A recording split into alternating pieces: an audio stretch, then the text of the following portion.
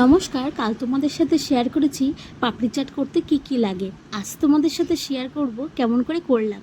প্রথমে আলু সেদ্ধগুলো ছোট ছোট পাতলা পাতলা করে কিউব করে কেটে নিয়েছি।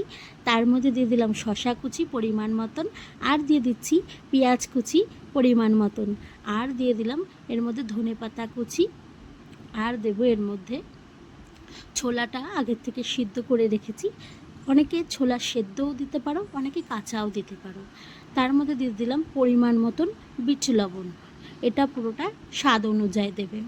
দিয়ে দিলাম ভাজা মশলা, তার মধ্যে রয়েছে জিরে, ধনে, শুকনো লঙ্কা, তেজপাতা, গোটা গরম মশলা, গোলমরিচ দিয়ে শুকনো খোলায় ভেজে গুঁড়ো করা, আর দিয়ে দিলাম চাট মশলা, আর দিয়ে দিলাম এটি হলো কেচাপ, টমেটো কেচাপ। এটি হলো তেঁতুল, খেজুর আর গুড়ের চাটনি, ঘরে বানানো কিন্তু। দিয়ে এটাকে সুন্দর করে মেখে নিচ্ছি। মেখে এটা আর দিয়ে দিলাম কাঁচা লঙ্কা, এটা হলো যে যেরকম ঝাল খায় সেরকম দেব। দিয়ে দিলাম গন্ধরাজ লেবু, দিয়ে আবার সুন্দর করে এটাকে মাখিয়ে নেব।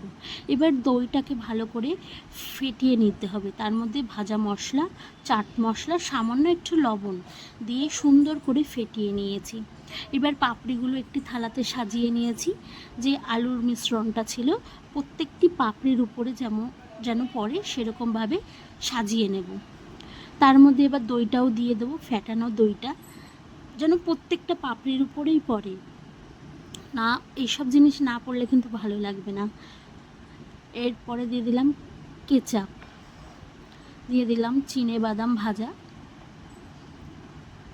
এবার দিয়ে দিলাম বিট লবণ, দিয়ে দিলাম তেঁতুল আর খেজুরের যে চাটনিটা করা হয়েছে সেটা, দিয়ে দিচ্ছি সেউ ভাজা, অনেকে বলে ঝুরি ভাজা, সেটাকে ছড়িয়ে দিচ্ছি,